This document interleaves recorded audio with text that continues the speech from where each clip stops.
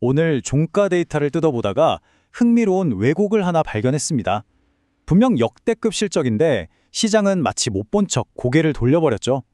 오늘 이 57조 원짜리 역설 속에 숨어있는 남들이 보지 못하는 그 1%의 틈을 함께 날카롭게 파고들어 보겠습니다. 사상 최대 이익. 그런데 주가는 도무지 설명이 안 됩니다. 이게 그냥 단순한 시장의 변덕이었을까요? 아니면 우리에게 보내는 어떤 거대한 경고 신호였을까요? 오늘 이 이야기의 끝에서 이 질문에 대한 여러분 각자의 답을 찾으실 수 있을 겁니다. 자, 일단 감정이나 예측은 전부 걷어내고요. 팩트부터 한번 보죠. 시장에 참여한 모두가 동의할 수밖에 없었던 그 압도적인 숫자, 삼성전자의 1분기 성적표를 냉정하게 한번 펼쳐보겠습니다. 첫 번째 숫자, 매출이 133조 원입니다. 이게 감이 잘 안 오실 텐데 작년 같은 기간이랑 비교하면 무려 68.1%나 늘어난 수치고요. 웬만한 중견 국가의 분기 GDP랑 맞먹는 엄청난 규모입니다. 자, 그런데 진짜 놀라운 숫자는 바로 이겁니다. 영업이익 57조 2천억 원. 시장의 예상치가 보통 40조 원대 후반이었거든요. 그걸 감안하면 이건 말 그대로 어닝 쇼크 수준의 서프라이즈였던 거죠. 증가율을 한번 보세요. 755%. 이건 그냥 숫자가 좀 늘었다 이런 수준이 아니에요. 기업의 체질 자체가 완전히 바뀌었다는 신호입니다. 보통 스타트업에서나 볼 수 있는 그런 폭발적인 성장률이 이 거대한 기업에서 나타난 겁니다. 하지만 말이죠. 시장의 반응은 정말 차가웠습니다. 장 초반에 잠깐 환호하는가 싶더니 순식간에 그 상승분을 다 토해내고 마이너스로 곤두박질 쳤어요. 완벽한 펀더멘털이 뭔가 보이지 않는 거대한 힘에 그냥 짓눌려버린 거죠. 대체 그 힘의 정체가 뭐였을까요? 그렇다면 이 57조라는 어마어마한 숫자를 만들어낸 근본적인 동력, 그러니까 주가가 올랐어야 한다고 주장하는 쪽에 강력한 논리는 뭐였을까요? 그 엔진의 핵심을 한번 들여다보겠습니다. 이 기록적인 이익의 심정에는 바로 이게 있었습니다. AI 연산의 그 병목 현상을 해결해줄 유일한 열쇠, 바로 고대역폭 메모리, HBM이죠.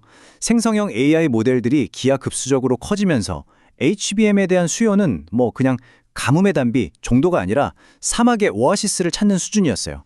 보시면 아시겠지만 펀더멘털은 진짜 흠잡을 데가 없었습니다. AI 서버용 메모리는 없어서 못 팔 정도였고 업계 최초로 엔비디아에 들어가는 HBM4 양산에도 성공했죠. 심지어 재고는 역사상 가장 낮은 수준인 1, 2주분에 불과했어요. 숫자만 보면 이건 의심의 여지가 없는 강력한 매수 신호였습니다. 바로 이 지점이 오늘 분석의 핵심입니다. 왼쪽에 보이는 완벽한 기업 펀더멘털과 오른쪽에 보이는 우리가 통제할 수 없는 거시경제 리스크, 한 기업의 힘만으로는 도저히 넘을 수 없는 이 거대한 격이 충돌하는 이 최전선에서 우리는 과연 어떤 선택을 해야 했을까요? 이제 시선을 기업 밖으로 한번 돌려보죠. 이 완벽했던 실적 파티를 순식간에 공포 분위기로 바꿔버린 그 외부 변수들, 즉 약세론의 근거들을 하나씩 해부해 보겠습니다. 이건 제가 20년 실전에서 정말 뼈저리게 느낀 건데요. 아무리 좋은 종목도 거시경제라는 거대한 파도 앞에서는 속수무책일 때가 있습니다. 중동 리스크와 유가 급등, 그리고 1,500원을 넘어버린 환율, 이런 것들이 시장 전체의 투자 심리를 아주 급격하게 얼어붙게 만든 거죠. 이 한마디가 그날의 시장을 정확하게 설명해 줍니다. 투자자들의 계산기는 기업의 이익이 아니라 시장의 공포를 계산하고 있었던 겁니다. 이익의 크기보다 리스크의 크기가 더 중요해지는 바로 그 순간 모든 논리는 힘을 잃게 되는 거죠. 자, 그럼 이런 혼돈 속에서 우린 어떻게 해야 할까요? 이 숫자가 여러분 계좌에 대체 어떤 의미일까요? 바로 이런 날이야말로 예측이 얼마나 의미 없는지, 그리고 대응 시나리오가 왜 우리의 생명줄과 같은지를 증명하는 날입니다. 이게 바로 제 투자 철학의 핵심입니다. 시장은 예측하는 곳이 아니라 대응하고 살아남는 무대입니다. 우리는 유가가 120달러를 넘으면 어떻게 할지, 환율이 1,550원을 뚫으면 어떤 주식을 줄일지 미리 정해진 원칙에 따라서만 움직여야 합니다. 그래서 제가 실제 포지션을 운용할 때 쓰는 3단계 대응 프레임워크를 공유해 드릴게요. 첫째, 지금 펀더멘털과 거시경제의 공포가 충돌하고 있다는 사실을 정확히 인지합니다. 둘째, 유가나 환율 같은 외부 요인이 내 포트폴리오의 가장 약한 고리를 어떻게 때릴지 구체적으로 정해둡니다. 그리고 마지막 셋째, 공포에 휘둘리지 않고 미리 정해둔 원칙에 따라 기계적으로 행동하는 겁니다. 펀더멘털이 굳건하면 버티는 거고 리스크가 내가 감당할 수준을 넘어서면 미련 없이 비중을 줄이는 거죠. 오늘 이야기를 마치면서 여러분께 이 질문을 하나 남기고 싶습니다.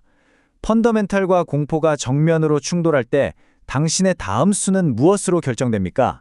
이 질문에 대한 자신만의 명확한 답이 없다면 시장은 언제든 당신의 계좌를 흔들 수 있습니다. 부디 여러분만의 원칙을 세우시길 바랍니다.